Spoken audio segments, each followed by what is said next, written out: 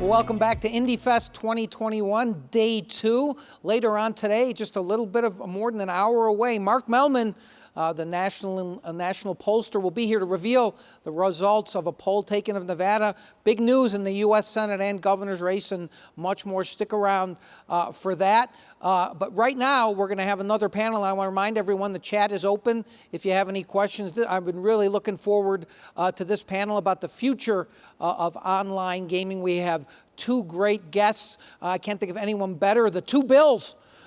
Bill Miller, who is the head of the American Gaming Association, and Bill Hornbuckle, who's been in the gaming industry, I believe, since the 1930s and is the CEO of MGM Resorts. Gentlemen, welcome here. And I couldn't be happier to say that a relatively new member of Team Indy, Howard Stutz, probably the best gaming reporter in the history of Nevada, is here, and everyone is thankful that he will be leading the questions. Howard, take it away. Unless you want to jump in. I might. I'm a shy person, but I might. Well, gentlemen, thanks for doing this just ahead of G2E this week, so I really appreciate you guys taking some time on a Sunday. Love the opportunity. And I want to start off with a little history, just a little bit of on iGaming, where it's at right now. We're talking about iCasino gaming, and that's basically slots, table games, bingo, poker. I think I got everything. Sports betting is a complete other section of internet gaming. There's 5 states right now with full-on iCasino: Virginia, New Jersey, Delaware, Pennsylvania, Michigan. I think Bill Hornbuckle, BetMGM's in all. Correct. All 5 of those states, and I think in some of those states you're actually the leading company in many of those states. Just a real quick here, for the first 7 months of 2021, now these numbers came from the American Gaming Association website, so we know they're accurate, right, Bill Miller? First 7 months, these 5 states have produced about $2 billion in gaming, in pre-tax gaming revenue. Now, a comparison, all of 2020, it was about $1.55 billion. So it's already, iGaming in just 5 states has already surpassed what it did a year ago. And as I said, notably BetMGM's in all those. Now let's get to Nevada, since we're going to talk about Nevada a little bit. Nevada legalized online poker back in 2013. And we had, at one point, we had 3 websites. Right now we have just one, World Series of Poker website. Ultimate Poker, which is a site started by Station Casinos, lasted about 19 months. But during that time, there was like eight months where there were 3 companies running online poker. Only 1 month was there $1 billion in pre-tax revenue for online poker here in Nevada. That same month, it was June of 2014, all of the gaming industry, the pre-tax revenue was $906 million. So it really wasn't a big revenue contributor at the time. But it seems to be a little bit of interest in bringing back internet poker. It's bringing full-on internet casino to Nevada. Bill Hornbuckle, with BetMGM nationwide, I want to ask, would MGM Resorts International support legalizing online casino gaming here in Nevada? Look, absolutely. Recognize it's an extremely complex issue. Recognize that there's a whole contingent of folks who own a lot of brick and mortar in this state, particularly in southern Nevada, that aren't necessarily in favor of it. And candidly understand that rationale to a certain degree. But I will tell you, we're going to do, between sports and internet gaming, next year $1 billion in gross gaming revenue. And net gaming revenue, excuse me, $1 billion. Places like Michigan, places like New Jersey, it has taken off. And it is not, because we're in both of those places, it is not taken from our brick and mortar business. We have an operation currently in Jersey City where BetMGM, which does both of these activities on our behalf, is located. We have 700 employees. We're going to have 1,000 employees there in the next 6 months. That business is growing at scale. Obviously, we're in 5 states, hoping to go in more. And what I think is really happening here, particularly in southern Nevada, but in Nevada, is we're missing a significant opportunity for growth. Obviously, New Jersey got on this bandwagon several years ago. And if you look at what the opportunity could be, and I look forward to just talking more about all of it, it could be significant, not only for the state, but for the industry and a national and potentially even a global basis. Well, you probably saw the story we did in August. I would say it was small companies, but actually Station Casinos is not a small company, but they were supported with a lot of taverns. They want to take this issue, instead of just letting the Gaming Control Board, Gaming Commission come up with regulations for online casino gaming, they want to take it to the Governor's Policy Committee. They want to have a whole debate about it. Would you support that? Are you? No, look forward to it. Look, absolutely. I would say this, and look, I understand the very notion, but let me put this in context. Obviously, Resorts World just opened here in Southern Nevada, but if you think about it, Resorts World had a foundational piece of economics already tied into it. Potentially down the road,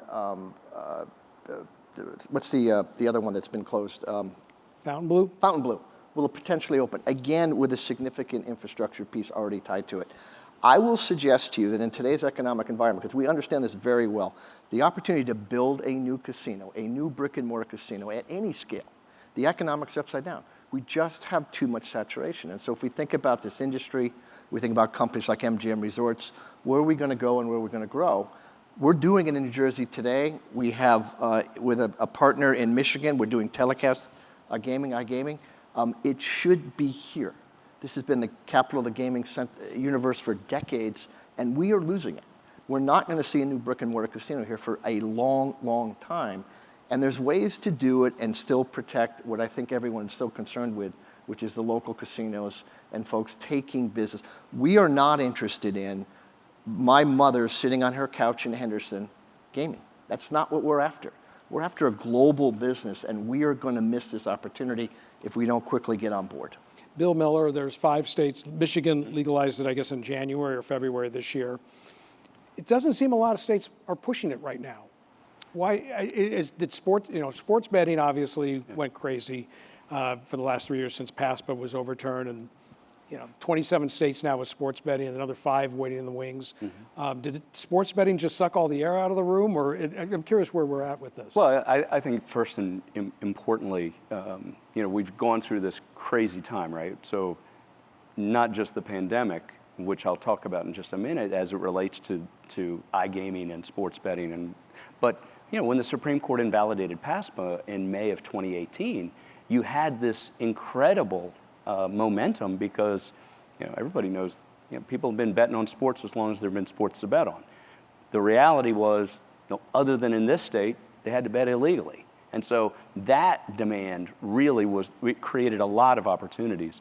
But in addition to that, parts of those opportunities were litigating out among brick and mortars in the states in which sports betting was introduced. What does that look like? How does iGaming fit into that? And different states took different approaches, and I think that is, quite frankly, that's the way our industry has been, and I think is and it should continue to be, that states can and should determine what's best for them. During COVID, we also learned something that was really important, and that many of the brick and mortar folks that believed that mobility would kill brick and mortar, they recognized that was not the case, and that these could be complementary. Whether it's iGaming or sports betting, the mobility component to this part of our industry was really, really important. In many respects, it was a bridge to get us to where we are today, but people recognized that iGaming was a component of that. You just talked about how, what the numbers looked like in terms of, it's still small as it relates to the big pie nationally, but it is a growing segment with pretty strong margins. Yeah, you brought up during the pandemic, because we saw the numbers coming out of Pennsylvania and New Jersey, because there was what was like 1,000 casinos, commercial tribal casinos, closed for several months. Some are still closed here in Nevada. But we saw iGaming numbers, and according to some research by Eilers Krejcik, it's still continuing. The iGaming, and I guess, Bill, you've seen that with MGM, BetMGM, that iGaming is still a part of this component, and it's becoming a bigger piece, I guess. It sets up a universe, and so 15% of our MLive customers have come from BetMGM. We're reaching customers we never reached before. We're having I'll use Southern Nevada as an example. Obviously, we have places all over the country, but the average visitor comes here 1.3 times a year. I can now talk to those customers 365 days a year. It's a relevant relationship. It's a meaningful one. And so it just drives commerce. It drives new customers. It gives us an opportunity to speak to them more holistically where we haven't been able to do that before. And so it is a net benefit to not only this community, but to the industry. Bill Miller, even before there was one gaming company, Las Vegas Sands was very opposed because of the chairman at the time, Sheldon Adelson, very opposed to iGaming, the expansion of iGaming. The new chairman and CEO of Las Vegas Sands in January made a comment on their first earnings call, said, well, he saw the validity or the numbers it could produce. He was never afraid of that. It was a moral question. Is there twofold? Congress, I know you testified in a panel on sports betting, and iGaming came up at one point. Is there any opposition in this industry now to it, other than within some small companies in different states, like in Nevada, or from congressional members? Is there any? Do you see any kind of opposition at all to this expansion? I do think that there's been an evolution. I think that it isn't just one person that kind of had that particular view, although that was a very large person in the space. We've spent a lot of time. I've been in this job now about 2.5 years, and working to find consensus has been, I would say, job one. And we have consensus on online. We have consensus that, we can't actually have, as Bill articulates, the ability to communicate with their customers on a omni-channel basis, all across all of the different verticals, without mobility and without online. And so, look, whether iCasino is in every state, I leave that up to the states. But as it relates to a business proposition, mobility is absolutely necessary, and mobility is the way in which you are able to communicate with people on an ongoing basis. Can I just jump in real quickly here, because Howard mentioned Sheldon Adelson, may rest in peace, and he was a very forceful and, as you mentioned, Bill Miller, a large voice. But I want to ask you, Bill Hornbuckle, I mean, the arguments against online gaming have essentially been, and you alluded to both of them. One of them is moral. Oh, the technology isn't good enough. You're going to get kids going on there. And Sheldon talked a little bit about it. And the other is cannibalization of existing revenues. But it's always seemed to me that this is just putting the finger in the thing. This is coming. You cannot stop it. It's going to come. But everybody here who relies on gaming revenue from your properties, going to the state, et cetera, to fund things, people are worried about that. Are those arguments no longer valid? Were they ever valid? Look, I would say Nevada is a very unique place. What do we have, 150 odd licensees? Or I don't know the exact number. 100 something. It's a lot. And it's a unique industry, unique spot. And look, a lot of people go to work every day in these brick and mortar casinos. But it will come and it will pass us by, and it's pretty close to doing it already. Like, I'm not moving those 1,000 employees anytime soon. It's just the environment's not ripe and ready to do that. But I would put this in a different context. And look, MGM brand is a great example of this. MGM is an internationally known brand. It brings trust, it brings respect. When you gun on a device, am I going to get paid? Is this secure? Is this sound? And so imagine an environment, though, and a vision where we're taking what we do and we're broadcasting it literally on live. Think live gaming. Think the convergence of entertainment and gaming where it comes together. And it makes a difference, and it puts us in our industry in a different spot. There's a company in UK called Evolution. We use them in New Jersey and in Michigan to begin the infancy stages of this very thing. I don't know why a company in UK is doing this on behalf of our brand. This is not that hard to do. We have broadcast, we got cameras in every game we own. And if you just think about where, if I could take a roulette game or a baccarat game and put it into international countries and open up an industry and a space, if I could take a contest. Think of a game show. Think of a game show that's broadcast in the New York Theater at 2 and 4 every day, that people go in, and it's a game show. They can win. I think The Price is Right meets a game show. And oh, by the way, I can use my device, and I can game on it. It's happening today in the rest of the world. We are missing this opportunity. There's a way to protect our industry and still let it grow and do other things. And we've got to go there. We've got to get there. But we do need now the regulators, hopefully through the commission, to get us to a different place. The law's in place. We need the regulators to put the appropriate regulation in place to let us go forward, and along the way we can talk about local interests, because I get it, it's real. Some of the things are, and I'll give you a simple example. Today, how arcane we are. If I want to register for Sportsbook, I need to show ID.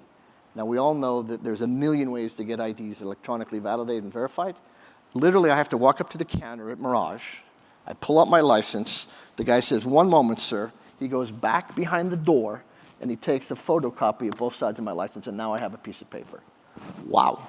That's what's happening in our environment because of the way we're structured and set up. So wait a minute, are you supporting remote registration for sports betting in Nevada? Absolutely, I am. Okay, well, there we go. It's a push in the same direction. Look, take internet iGaming and put it over here for a moment, but have a platform where we can go to other places and do other things. But the sports bet, and I'm a great example of this. I like to bet sports. I can't bet in my own places. I have yet to sign up for somebody, because I'd be damned if I'm going to go down and do all of this and wait. No, it's at some point we need to break through some of this. We have to, or the industry is going to pass us by. And I'd argue it's already at the 50-yard line. Well, you use, and Bill, correct me, Bill Miller, remote registration for sports betting is pretty much in every state. Most states that have mobile sports betting, correct? Yes, it is. Yeah. Yes, Yeah, I mean, it's a mixed bag. Part of it's COVID, but you're right. I mean, there is no question the narrative Bill just described is a real one, and it is a very backwards one. And so for people who, whether it's iGaming or sports betting, to have to go through that process, in a way, it is the old thinking that, look, the only way we are able to gain customers is to get them on the property.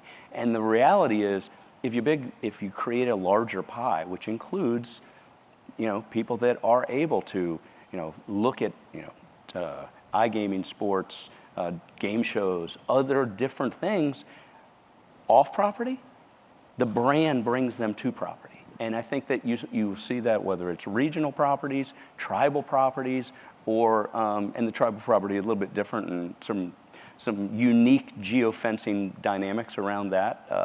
But I think that what the notion that in the same way Bill probably feels this, if you look at going into a new state and you actually have to go and fill out all of the paperwork in order to get licensed in that state, like these archaic kind of dynamics are unnecessary. 22 times. Yeah, right. Jackson, Mississippi. You're You used a term earlier, and we've heard this now in the industry, omni-channel. Yeah. And we've heard this, every company that I've been covering is using this term omni-channel. Explain it.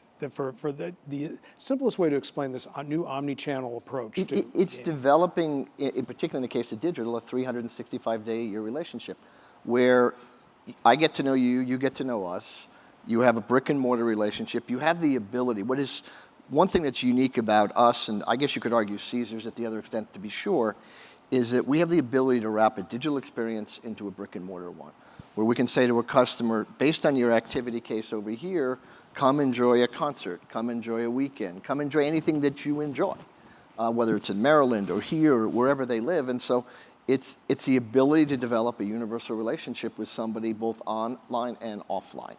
And it's complicated, but it's literally that simple. Did it start really with sports betting? I mean, is that kind of where it started? I think there's an accelerant element to sports betting that is unquestioned.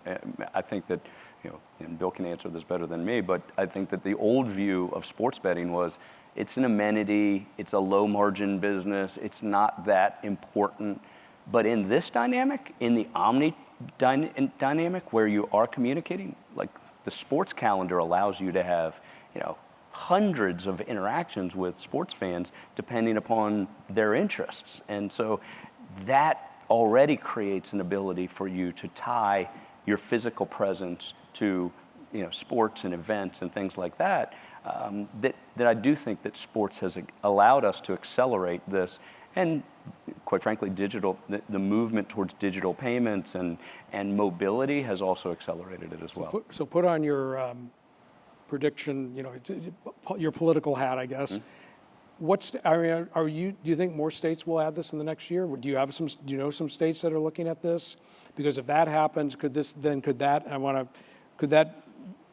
you could use that as push Nevada in some sense. I'm sure there's others. There are, we hope, believe, anticipate to be in, we're currently in 14 states with sports. We hope to be in 21 or 22 by the end of 22. There's a whole bunch of different states, Ohio, Massachusetts, different places are different.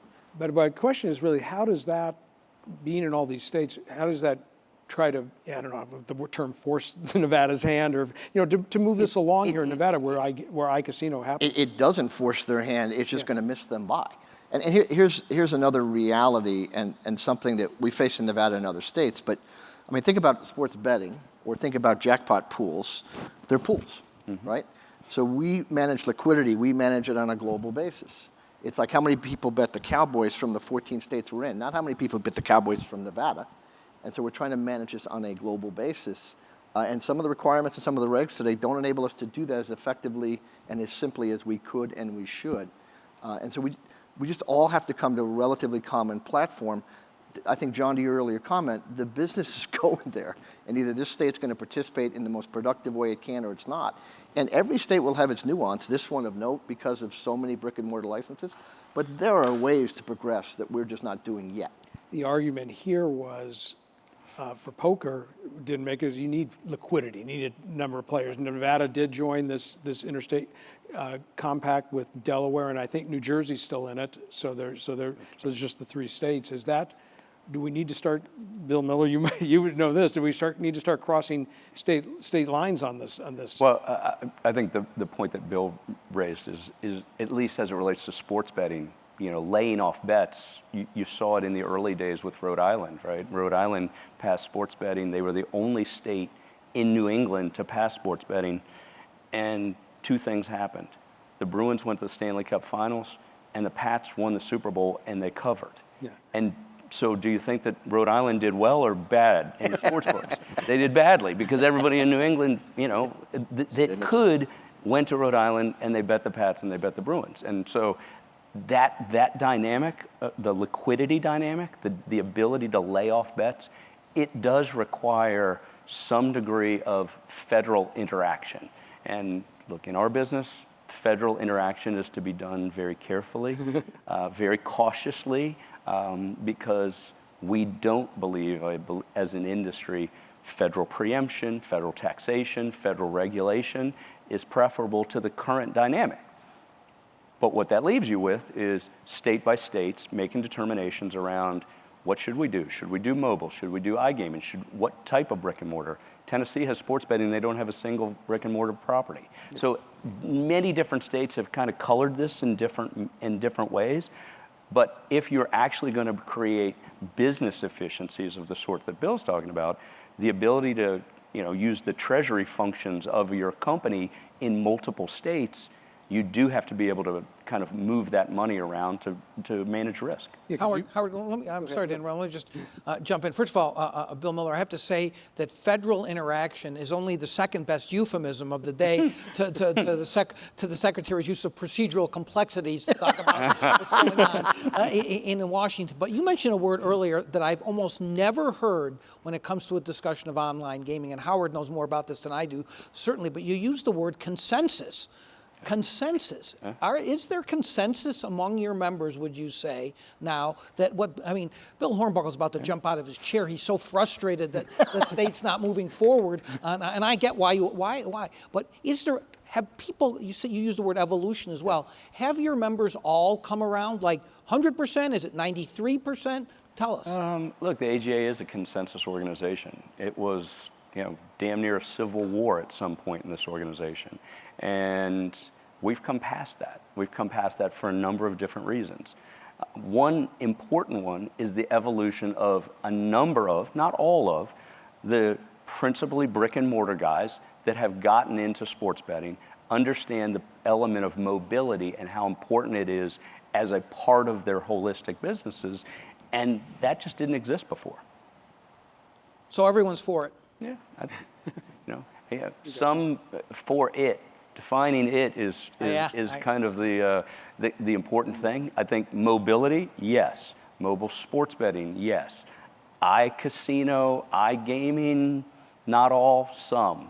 But still, from where this organization was to where we are now, really important progress. Smart of you to wait until then, after the Civil War, to become head of that. Yeah, that was good timing, right? Timing's Could states do like what Michigan did? Do you think more and more? Michigan legalized sports betting and iCasino at the same time. Yeah. Now you have all these states with sports betting. Any of the new ones? Do you think states might look at that as a way, do both at the same time? Look, I think that the frustration that I hear from my friend here in terms of the Nevada, all right, let's move here. The rest of the country is every state has a different set of stakeholders and different set of circumstances. My view is the political leaders will come to that based around what the power centers in those state capitals look like, and so that will drive it. I do not believe that someone will say, "Wow, next door, state X is doing this, and we should do it too." You didn't use the word tax revenues with this. That will be what will probably drive a lot of these states, right? I think so. Yeah. Tax rates and. In Michigan, of note, which has been wildly successful for us, we had we're going to do $250 million in iGaming revenue in I think the coming 12 months. And August was the biggest month in Detroit, Michigan's history in terms of MGM. Biggest month in its history. Why?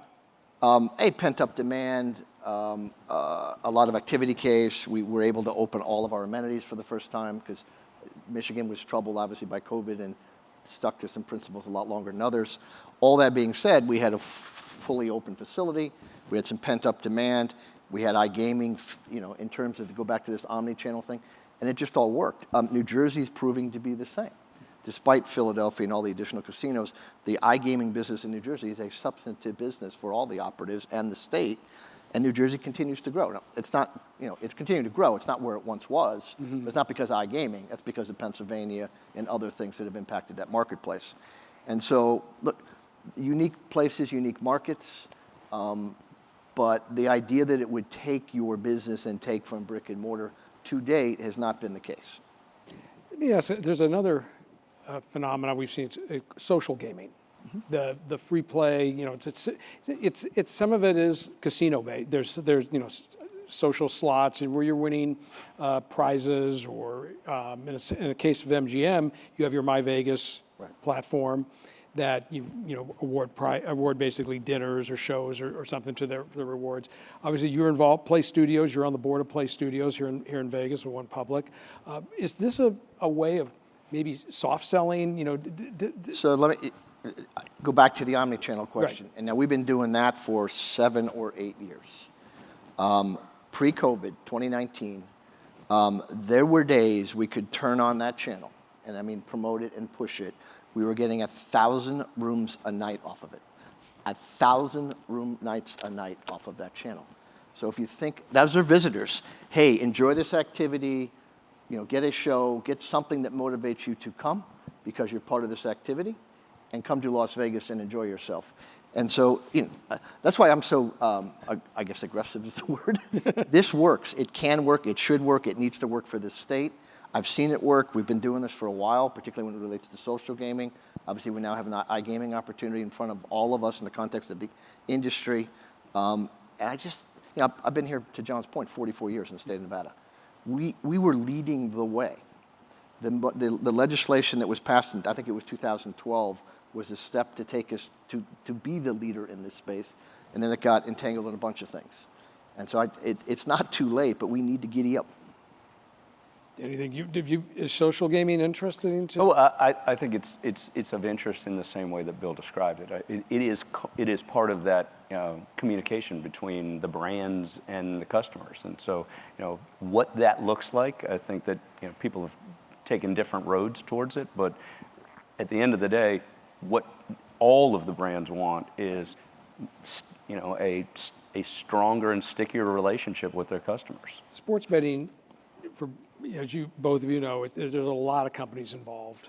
And it seems to be a lot of channels opening up now similar on iCasino in a lot of these states. There's multiple skins that they call, where Borgata, you own Borgata, but then you have skins licensed out to other companies.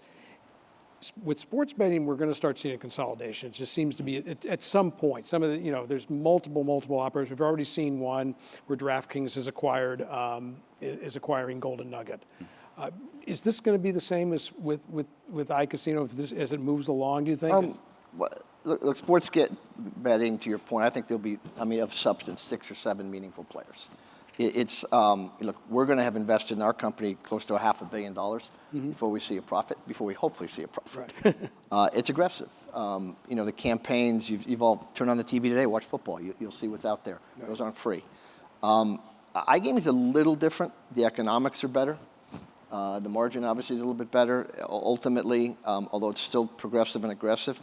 But it's, you're making that relationship with your customers. So depending on each state's preference and what they want to do and how much of it they want to have, and every state is different in this, tribal or otherwise.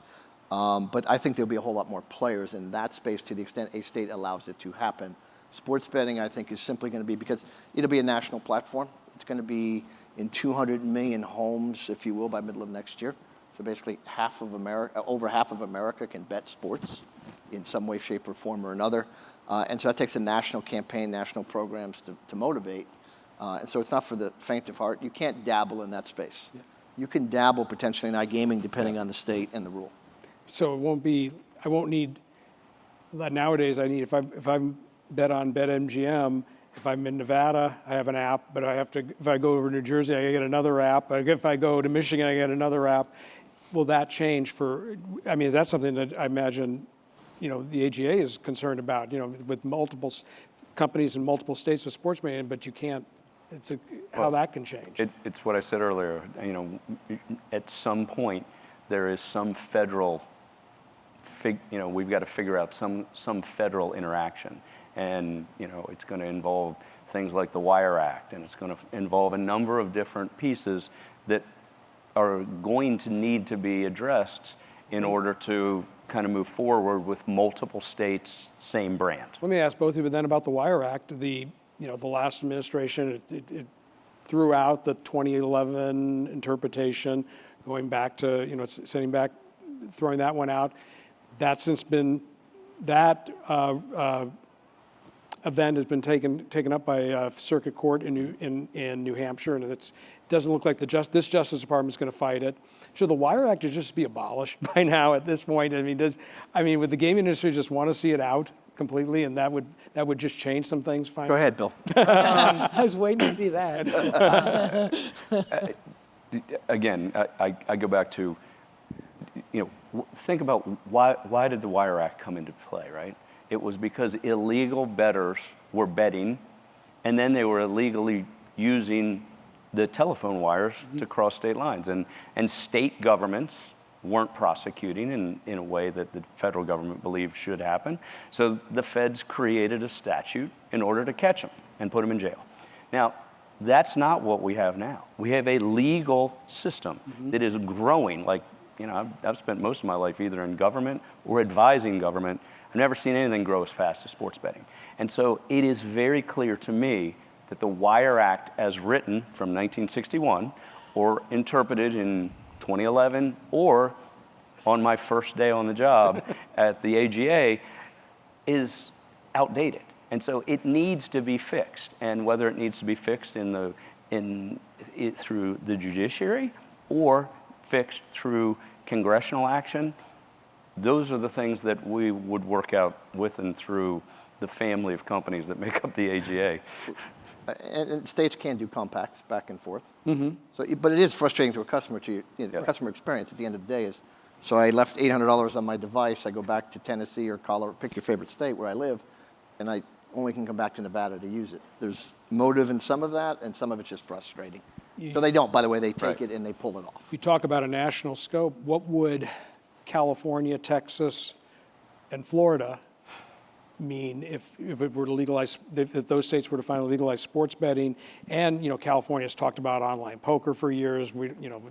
That's a whole issue. What would those states mean to the national scope of the whole? Three biggest states.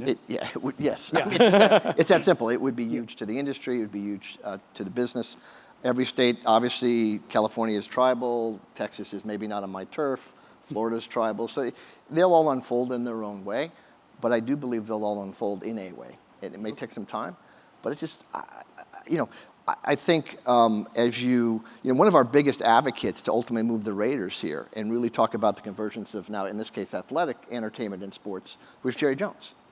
I mean, there is a spot and a place for all of it if properly regulated, which it has been and is and will continue to be.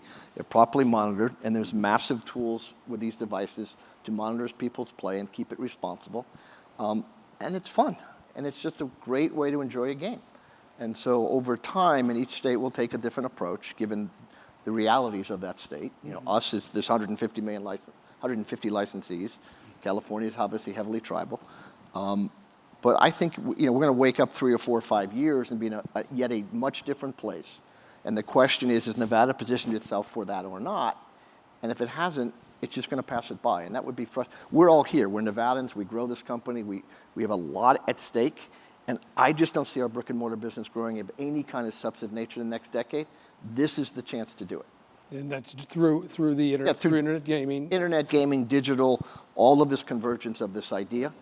It's interesting, Howard, if I may ask Bill Miller, this question, the whole, Bill Hornbrook used the word responsible. Mm-hmm. There's been a lot of talk over the years, ever since I've been in Nevada, that the numbers are wildly higher, the number of addicted gamblers that there actually are than are actually reported. The AGA has done a lot for responsible gaming over the years, but there's a thought that if you let iGaming proliferate, you're going to create many more addicts than already exist, and this is something that's going to be almost impossible to control. I'm sure you're concerned about that, substantively and from a perception standpoint. I'm sure members like MGM and others have to be concerned about a backlash from that occurring. Well, I think you're right. I think, number one, as an industry, we do a good job of ensuring that this is a sustainable business. This is only a sustainable business if it's done responsibly and that responsibility is baked into everything that we do. And so as we've opened up different and new verticals, whether it be sports betting or iGaming, those same safeguards, those same responsible gambling components have to be baked into them. Bill referenced them earlier. There are honestly better abilities to monitor budgeting and monitoring from financial services around irregular betting habits and better budgetary controls for individuals who may have problems. And so there are people, we talk to FinCEN and money laundering and things like that. Every one of them say the same thing. Digital is a better dynamic for us as to be able to find source of funds, to be able to track things. And so there are many safeguards that exist in that digital transaction that don't necessarily exist on a casino floor. This gets into, with G2E next week, we're going to see a lot of new technology out there again. This industry, is it getting better in adapting to technology? I mean, the argument has always been this industry was very slow. When ticket in, ticket out started, the story. People lost their minds. Because it was where's the coins dropping out of the slot machine? You know. Is this industry getting better now? Finally, at adapting technology? Yeah, I think the answer is yes. Look, if you think about it, I remember talking to Tony Alamo and ultimately then Governor Sandoval about the idea of introducing more and more competitive notion to analog slot machines, if you will, in some way, shape, or form. That happened over a decade ago, and it's now finally we're starting to see the idea of games being developed with that in mind. You see stadium gaming, which is interesting. Go back to the whole broadcast thing. I mean, think about it. In that same environment, we're broadcasting from here to somebody sitting right there, but there's no reason that broadcast can't go beyond that. And so the technology platforms are there. The customers are demanding it. One thing COVID has taught us, which I find fascinating, is, and it's great, thankfully, the demographic of people who have played slot machines in the last year and a half have come down dramatically. Yeah. we've seen the biggest growth, 25% plus, in our 35 to 55 demo. And so what it tells me is, among other things, the products are getting better and better. They're getting more appealing. I mean, you know, you've all heard this notion. A millennial wouldn't look at a slot machine. I mean, it just doesn't excite them or interest them. It's getting better, and we've got the numbers to prove that. And so, yeah, we're getting there. It was at iCasino with slot, you know, Oh, just in the games transferring the themselves. slots, Yeah, you know, games to And most of those games could be adapted to, and some of them have been to iCasino. You can license them. yeah, it's a lot quicker. Well, and Howard, I'd just add, you know, one of the things that I talked about when I first took this job, and, you know, I'd give speeches and say it all the time, say, why is the casino floor the last place in America that cash is the only form of currency? You know, like, we're out there with flea markets and garage sales. Like, this is the most modern entertainment, dining, technology, and yet, on the casino floor, you either got to use an ATM machine or have the money in your pocket. COVID accelerated that too.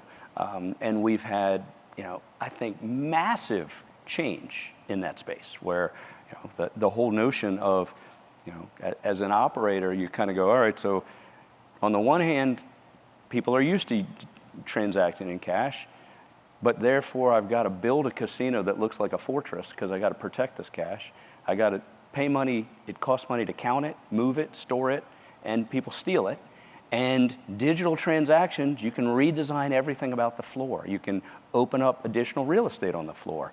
And yes, you're going to have some level of disruption in terms of how that looks, how that's done, and there are other obstacles too, right? It wasn't just operators, regulators problem. It was the networks, the Visa, MasterCards, Amexes. It was the issuing banks.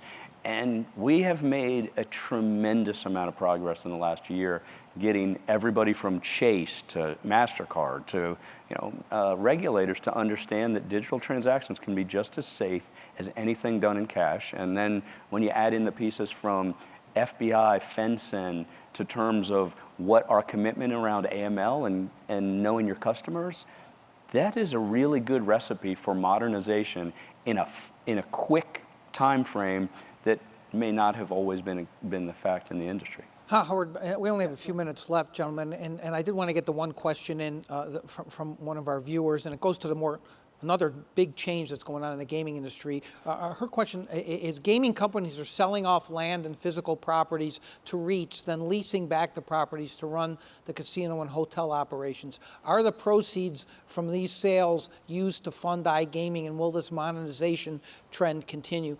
Bill Hornbuck, you can answer that, or just a more global question. Go ahead, Bill. Or just a more, I mean, you know, you mentioned, you know, you started 44 years ago. I'm only about a decade behind you in coming and observing the gaming industry. We've now dated each other. This is not the gaming industry that existed decades ago. It's changing, these REITs coming in. Howard's written great pieces putting this into perspective. Does this affect anything that we're talking about today? Well, it does present us opportunity. And one of the interesting things about the things we've been doing and others have done, these are they're called triple net REITs. And what's critical about that is that we still, as the operative, have to, and are in some cases required to, at least to a certain level, capitalize onto the projects, the buildings, to keep them new, to keep them fresh. What happens oftentimes, and I'm not going to pick on a hotel chain, but name one, you go into a hotel that just feels dated and it doesn't feel fresh.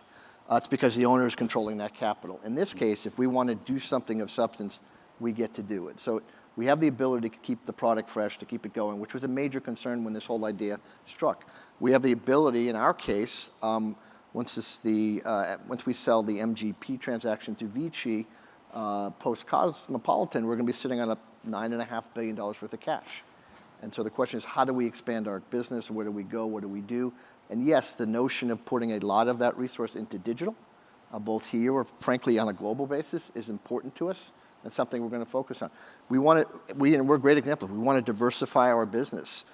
Still, what happens in Southern Nevada happens to MGM, meaning in the context of our business, 60% of our economics are situated right here within a 2.5-mile stretch. Given our scale, I'd like to be able to diversify that some more, whether it's the license we just got in Japan or into this space or other opportunities to present themselves. We want to be on the forefront of that. And And the capital markets have just been ridiculously good in the context of the values they've provided all of us. Howard, let's let Bill Miller wrap this up by talking about the changing gaming industry, the REITs, all of this new. Does that change the AGA at all? Like, are you getting new members out of this? Which, by the way, if you're the head of a trade association, can be both a blessing and a curse, as you well know. Talk about that. Well, look, we've all been through a tough 18-month stretch, right? And we're on the front end of 4 really exciting days where we're going to bring the gaming industry together for G2E. And I just think about my 2.5 years here. First year was all about sports betting. How do we integrate it? What does it look like? Second year was existential. Is this industry going to be helped by the communities in which we operate all over the place? I think about where we are now. I mean, Howard, you talked about it earlier. Numbers, like the numbers not just in Nevada, but the numbers nationally. Where we are today are better than our best year ever in the industry in America, 2019. And not only are they better today, they're going to be record-setting this year. So, yeah, we've got some of the REITs that have become members. We've got really good and strong retention of the members that we all went through this difficult ordeal together. And so, we've got people that all came over from Europe that were in the sports betting business over there and wanted to get licensed. Now they're getting licensed, and as they're getting licensed, they're becoming members. And so, yeah, the membership's becoming more diverse. The issues are becoming more diverse, but that's what makes for a dynamic organization. And so I'm excited about being it. Gentlemen, I can't tell you how happy I am that both of you decided to take some time out of your Sunday to do this. I really appreciate it. It was a really substantive discussion, and thanks, of course, to Howard for making it so with those great questions. Thanks again Pleasure. for Thank coming. you. Enjoy the rest of your weekend. And when we come back here at Indyfest, it's what you've all been waiting for, at least some of you, and that is the poll results. Who is leading in Nevada's governor's race and the primary and the general election, and who is leading in the U.S. Senate race. We're going to have those results and much more with Mark Mellman when we return. Stick around.